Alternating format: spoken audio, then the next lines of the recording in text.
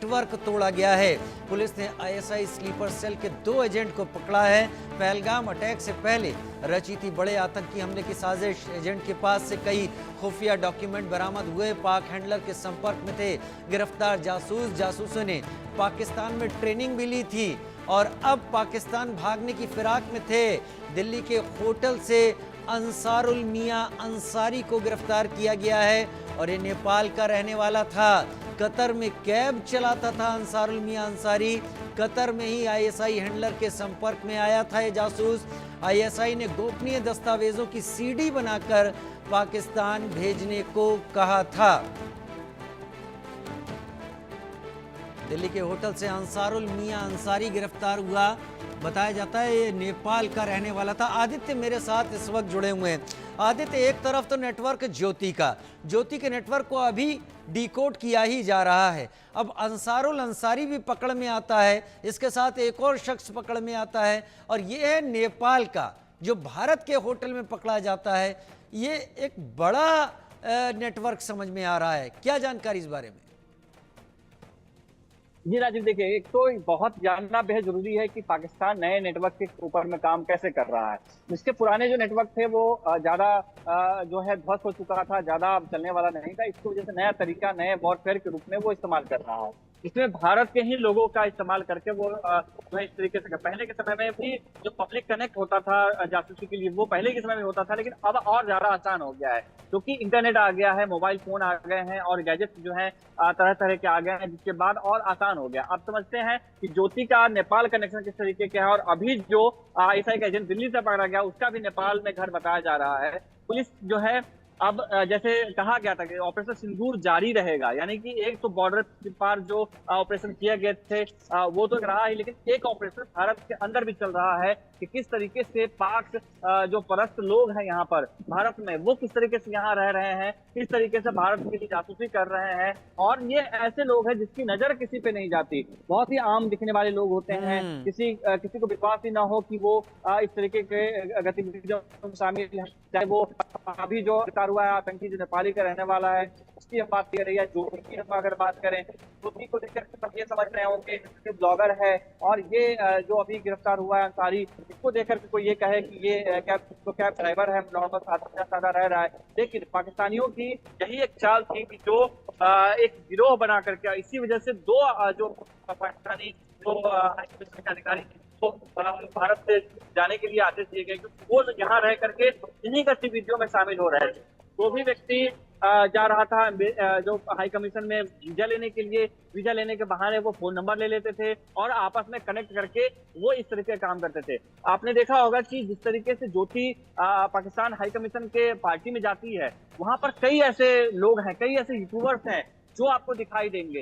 यानी कि दानिश जो था और यह जो अली जो था या पाकिस्तानी नेटवर्क जो था वो ऐसे लोगों को चुन चुन करके न्योता दिया हुआ था उसने और वहां पर इनविटेशन मिलने के बाद सबको आपस में कनेक्ट करवा रहे थे। सुरक्षा एजेंसी ये भी जांच कर रही है कि आपसी उनकी जो बॉन्डिंग है वो किस स्तर की है, क्या वो सब आपस में मिले हुए हैं या कोई जो पहली बार ऐसा गया था जिसको फंसाने की कोशिश की जा रही थी, जिसको अपने जाल में या अपने तरफ लेके आने की कोशिश की जा रही थी, ये भी प्लानिंग जो है की जा रही है। अभी जो अंसारी जो गिरफ्तार हुआ है उसका नेपाल कनेक्शन है, नेपाल में घर है और आप समझ सकते हैं कि ज्योति का भी नेपाल आना जाना रहा है, नेपाल के ब्लॉग्स रहे हैं और आईएसआई को लेकर के जो नेपाल बहुत ही पुराना गढ़ रहा है, वहां से भारत में प्रवेश करना जो है वो आसान होता है।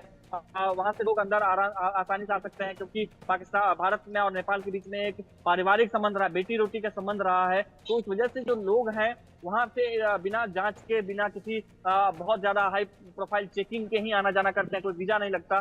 तो नेपाल आकर के नेपाल से भारत में प्रवेश करना बेहद आसान होता था। उसी को लेकर के ये जो है काम कर रहा था, उसी को लेकर के ज्योति को फंसाया जा रहा था। अभी जितने भी लोग पकड़े गए हैं लगभग 14 लोग पकड़े जा चुके हैं पूरे भारत में इस तरीके के अलग अलग जगहों पे, तो इस तरीके की जासूसी में लिप्त थे या भारत विरोधी जो काम कर रहे थे वो गिरफ्तार हुए हैं। साथ ही 2 जो ऐसे अधिकारी हैं उसको भारत से भेजा भी गया है। यानी कि ये बहुत ही बड़े स्तर से चल रहा था।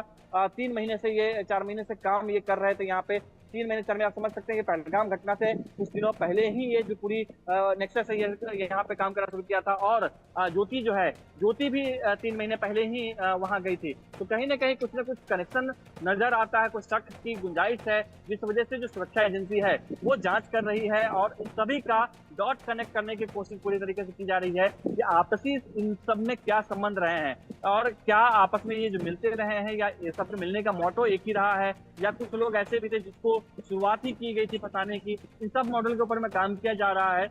लेकिन सवाल ये उठता है कि ये इतना बड़ा नेटवर्क भारत ने कैसे शुरू कर दिया गया। जो पाकिस्तानी अधिकारी तो यहाँ रह करके भारत की रोटी खा रहे थे और भारत के खिलाफ में ही एक षड्यंत्र रच रहे थे। ये एक बहुत ही बड़ा सवाल जो है निकल के आता है, खास तौर से भारतीय उन लोगों को जो भारत के रहने वाले, लेकिन कुछ लालच की वजह से वो पाकिस्तान के गीत गाना शुरू करते हैं या पाकिस्तान की तारीफें या पाकिस्तान के लिए काम करना शुरू करते हैं। ये बहुत ही बड़ा सवाल उठता है। जी राजीव, आप एकदम सही बात यहाँ पर कह रहे हैं कि ये चीजें बहुत सारी हैं, लेकिन अब तक की जांच में सारे नेटवर्क को किस तरीके से देख सकते हैं? क्या ज्योति का इस्तेमाल केवल विजुअल इनपुट के लिए किया जा रहा था आईएसआई की तरफ से कि वहां पर क्या सिक्योरिटी है, वहां पर हालात क्या हैं, फिलहाल अभी करंट सिचुएशन वहां पर किस तरीके की है, और फिर इसके हिसाब से आईएसआई अपनी प्लानिंग करती होगी? जी राजीव, देखिए एसपी हिसार से हमारी बातचीत हुई थी। एसपी हिसार का कहना है कि अभी तक के जांच में कोई भी मिलिट्री इंफॉर्मेशन ज्योति के पास में नहीं मिले हैं, लेकिन कुछ और जो लोग गिरफ्तार हुए हैं उनके पास में कुछ ऐसे वीडियो जरूर संदिग्ध प्राप्त हुए हैं जो मिलिट्री इंफॉर्मेशन रिलेटेड रहे हैं, चाहे वो एयर स्पेस के बारे में हो, एयर स्टेशन के बारे में, वहाँ के वीडियो के बारे में हो, या तमाम तरीके के जो सुरक्षा एजेंसी है उसके बारे में हो।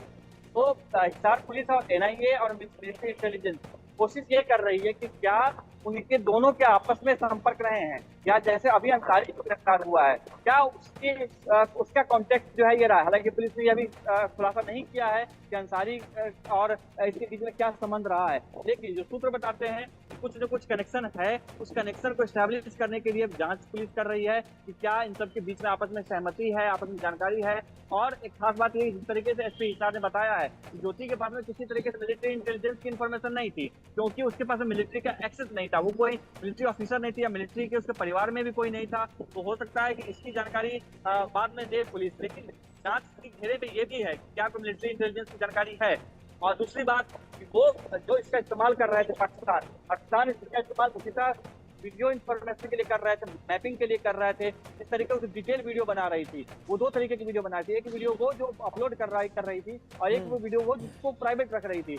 उसके बाद जब पहलगाम घटना हुई उससे पहले और उसके बाद में भी कई ऐसे वीडियो थे जो डिलीट कराए गए थे। यानी कि साफ है कि कुछ ऐसी संवेदनशील जानकारियां इसको इसके अंदर से भी है कि जब चेतना जगती है, जब घटना हो जाती है तो आपको महसूस होने लग जाता है कि आपने कुछ गलत तो नहीं कर दिया है। उस चेतना की वजह से इसने वीडियो डिलीट किया हो, या तो पाकिस्तानी हैकर्स ने आदेश किया हो कि वीडियो को डिलीट कर दो क्योंकि बाद में कोई शंका न हो। पुलिस ये भी जांच कर रही है। जो फॉरेंसिक की टीम है वो उन वीडियो को रिकवर करने के बाद इससे पूछताछ करेगी, और हो सकता है कि सूत्र बताते हैं कि जितने लोग गिरफ्तार हुए हैं उनको आपस